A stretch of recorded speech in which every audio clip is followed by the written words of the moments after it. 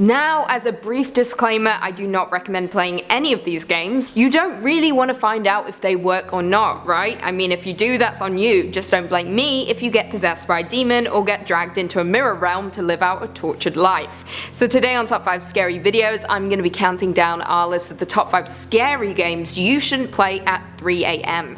Before we begin though, be sure to stick around until the end of the video where I'll be responding to some of your comments. And with that, let's jump in. Coming in at number 5, the 11 Mile game. To play this game / ritual, you'll need a car or a motorcycle, basically anything you can drive. Now please keep in mind that this is a one-person game, so don't invite any friends. To find the 11 Mile road, you need to begin your drive at night. Try to choose a late time where there's little to no other drivers on the road. Find a back road inside some dense woods. It has to be inside the forest, not outside or around it. Now once you're inside the woods, begin driving down the desolate roads until your intuition tells you found 11 Mile roads. You'll know when you find it. Once you've found the road, begin driving down it right away, or take a moment to stop the car and collect your thoughts. Keep in mind, this is the only time during the drive that you can stop the car and or turn back. So if you've decided to continue on the road, keep in mind during the drive, do not listen to music or turn on the radio at all. Do not open your doors or windows. Do not stop the car, especially to investigate anything you might hear or see outside the car or inside the car. Do not use a phone or any other device. And lastly, do not drive faster than 30 miles per hour. Okay, now that's out of the way, here's what you can expect. First mile, nothing much will happen. It may get cold, you can turn up the heat. Second mile, same as the first. Third mile, you may begin to see movement around you, but don't take your eyes off the road. Fourth mile, ignore the voices. Fifth mile, the trees around you may start to diminish. You might see a lake and a bright glow of the moon. Sixth mile, the trees will return and the stars will disappear. Seventh mile, keep ignoring the voices, they're coming from the back seat. 8th mile, don't stop driving no matter what. 9th mile, your car may stall. Close your eyes if your car stops, don't open them for any reason until your car starts. 10th mile, don't look in the mirrors. 11th mile, your car will stall again in front of a red light. Do not look at it. Close your eyes, cover your ears until your car starts again. Ignore the voices. Once your car restarts, keep driving. Continue driving until you reach a dead end. This is where you make your wish. If you wish for something small, check your pocket. If you wish for something big, check your back seat. If you can live with the PTSD from the journey, go find the 11 Mile road. You may get whatever you want, as long as it's reasonable and can fit in your pocket.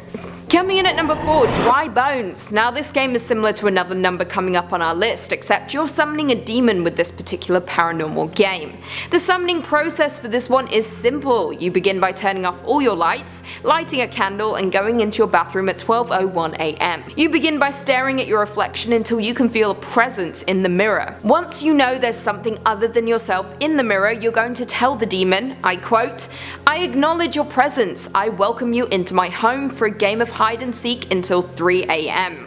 Come in now." After that last word has been spoken, you need to run. Try to be as quiet as possible while you find a hiding spot. It has to be a good one, your life depends on it, because if the demon captures you, it's game over. Forever. However, if you somehow manage to not get caught by 3 AM, go to the biggest room in your house and announce that the game has now ended, and whatever demon you brought into your home is no longer welcome and must leave. You'll very likely hear the demon right behind you before it leaves, so don't jump. It should also be noted that the demon has to grant you a wish if you manage to survive the night. Coming in at number 3, OneMan HideGoseek. Now this is another game on our list that has deep roots in a ritual, specifically necromancy. In this particular game, you summon a spirit into the body of a doll, who then plays hide and seek with you.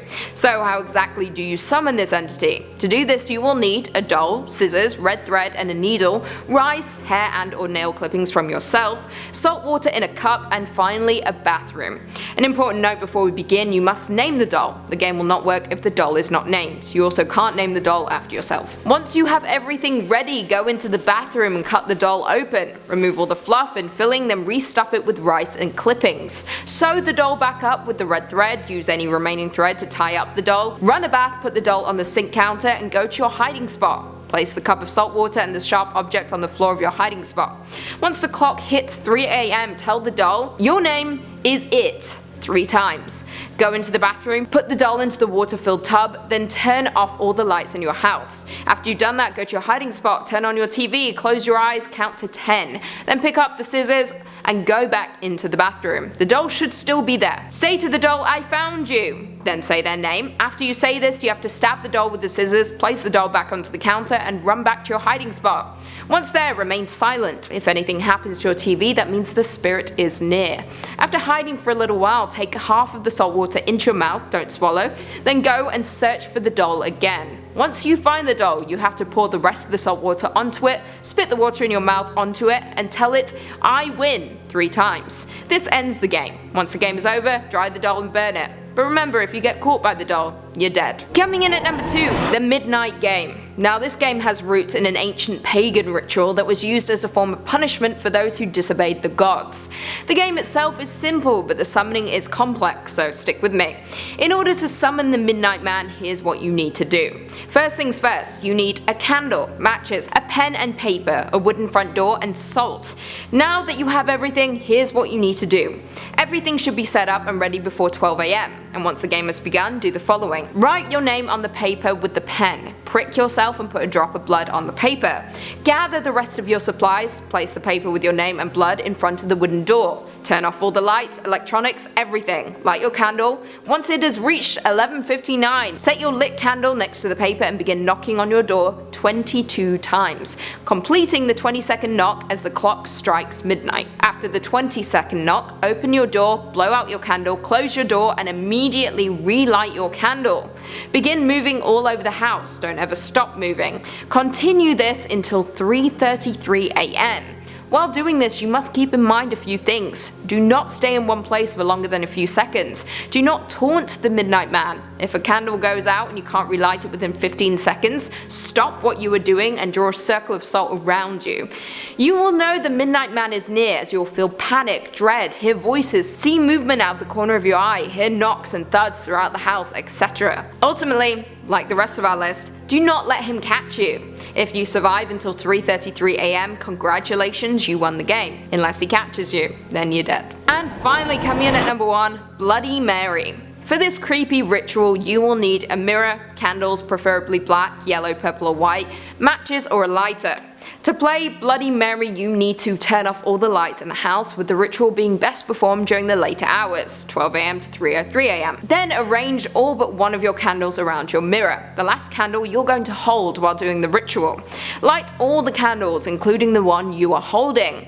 To begin, close your eyes and begin spinning in a circle while chanting Bloody Mary 13 times. Try and visualize an entity as you chant her name.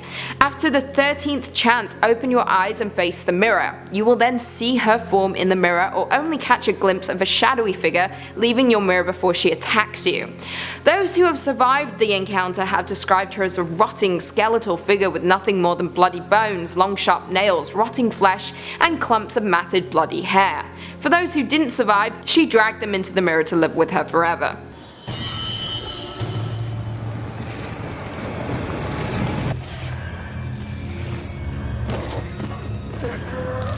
Well, there we have it. Do you guys agree with our list? Were there any games that we missed? Leave us all your thoughts and feelings in the comments down below and perhaps we can do a part 2. Before I go though, I just want to respond to a few comments from one of our last videos. Top 5 Scary SCP Class Monsters Part 2. Pappy Chuckle said, the further you tilt your head up, it makes you look bald.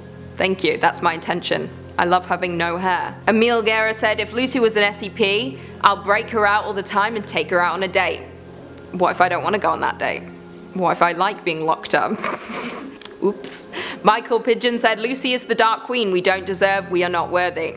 No, you don't deserve and you are not worthy. David R said, what really happened to Elisa Lam? She died in that water tank. And I think she put herself there. I think she was on drugs. I don't think it was supernatural. DJ Reg said, any chance we would see a close-up of that tattoo? Love the work you're doing, by the way, hope to see you in more videos.